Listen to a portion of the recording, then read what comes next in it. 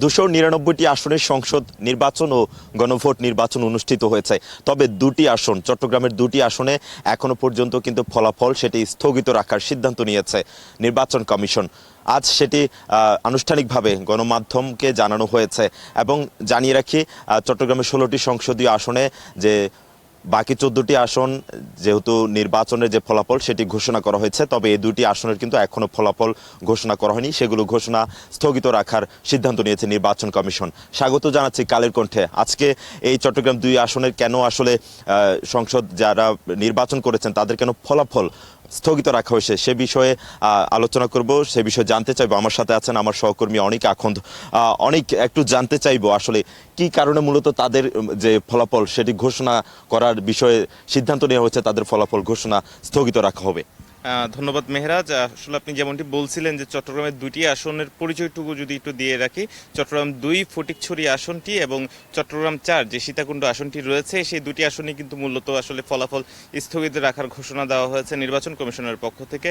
এটার পিছনে যে কারণটি যদি আমরা একটু ব্যাখ্যা করে বলার চেষ্টা করি, মূলত হচ্ছে যে মনোনয়নপত্র যখন দাখিল করার পর যাচাই বাছাইয়ের সময় কিন্তু আসলে এই চট্টগ্রাম 4 সীতাকুণ্ড আসনে বাংলাদেশ জাতীয়তাবাদী দল বিএনপির পক্ষ থেকে যিনি নমিনেটেড ছিলেন ধানেশীষ প্রতীকের প্রার্থী আসলাম চৌধুরী এবং চট্টগ্রাম 2 ফটিকছড়ি আসনে যিনি ছিলেন সরোয়ার আলমগীর, তাদের দুইজনের বিরুদ্ধে কিন্তু আসলে বেশ কিছু ঋণ খেলাপি সংক্রান্ত অভিযোগ উঠে আসে এবং এই অভিযোগগুলো নিষ্পত্তি হওয়া না পর্যন্ত আসলে মনোনয়নপত্র যে বাতিল করার যে বিষয়টি ছিল সেটি কিন্তু চলমান থাকে। কিন্তু পরবর্তীতে আদালতে প্রার্থীদের পক্ষ থেকে সব ধরনের তথ্য উপাত্ত পাঠানোর পর কিন্তু আদালত একসময় কিন্তু তাদের প্রার্থিতা ফিরিয়ে দেওয়ার জন্য এবং নির্বাচনে প্রতিদ্বন্দ্বিতা করার অনুমতি প্রদান করে। কিন্তু পরবর্তীতে তাদের বিরুদ্ধে যে প্রতিষ্ঠানগুলো রয়েছে এবং যে অন্যান্য অপরাপর যে ব্যক্তিরা রয়েছেন তারা কিন্তু আসলে হাইকোর্টের এই রায়ের বিরুদ্ধে সুপ্রিম কোর্টের আপিল বিভাগে কিন্তু রিট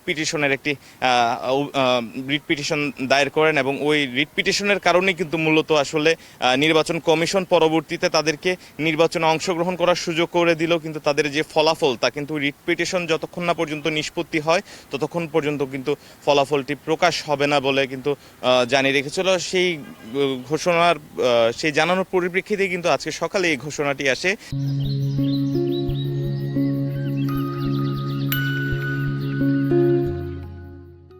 যে চট্টগ্রাম 2 ফটিকছড়ি আসন এবং চট্টগ্রাম 4 যে সীতাকুণ্ড আসনে যে প্রার্থীরা রয়েছে এদের মধ্যে বিএনপির যারা প্রতিনিধিত্ব করছেন তারা কিন্তু আসলে আমরা বিভিন্ন সূত্র মারফত যেমনটি জানতে পেরেছিলাম ভোটের ব্যবধানে কিন্তু তারা অনেকটুকু এগিয়ে রয়েছে, কিন্তু অনেকটুকুই না, প্রায় তাদের বিজয় নিশ্চিতই বলা চলে। কিন্তু এখানে একটু বিষয় যদি অনেক জানিয়ে রাখি, আমরা তো জানি তারা বেসরকারিভাবেও প্রাথমিক তথ্য আমরা যতটুকু জানতে পেরেছি তারা বিপুল ব্যবধানে জয়লাভ করেছেন। সেক্ষেত্রে আসলে বিজয় হওয়ার পরও আসলে বিজয় স্বাদটা না পাওয়া সেটি আসলে কিভাবে দেখছেন?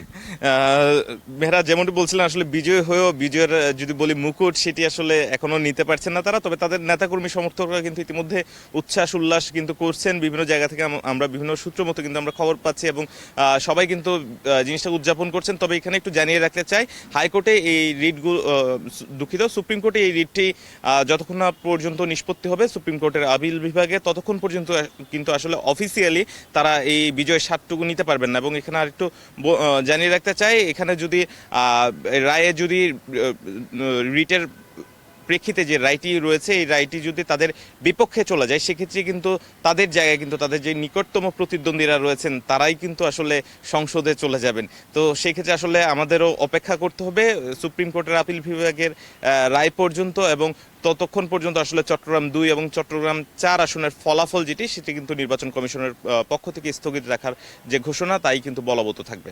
ধন্যবাদ অনেক। আসলে আমার সহকর্মী অনেক আখন্দ যেমনটি বলছিলেন, আসলে চট্টগ্রাম 4 এবং চট্টগ্রাম 2 যে আসন রয়েছে সংসদীয় আসন, সেখানে আসলে বিএনপির মনোনীত প্রার্থী যারা তারা বিজয়ের যে স্বাদ সেটি কিন্তু এখন আসলে পাচ্ছেন না। সেটি কবে নাগাদ সেই মামলার নিষ্পত্তি হবে সে তখন পর্যন্ত আসলে অপেক্ষা করতে হবে। এবং আরেকটু জানিয়ে রাখি, চট্টগ্রাম 2 ছাড়াও শেরপুরের আরও একটি আসনে কিন্তু ফলাফল যে ঘোষণা সেটি কিন্তু স্থগিত রেখেছে নির্বাচন কমিশন। তো সব মিলিয়ে আসলে অপেক্ষা করতে হবে কবে নাগাদ এই তাদের যে জয়ের মুকুট আসলে তারা পড়তে পারবেন সেই পর্যন্ত হাইকোর্টের নিষ্পত্তি, সেই মামলার নিষ্পত্তি পর্যন্ত অপেক্ষা করতে হবে।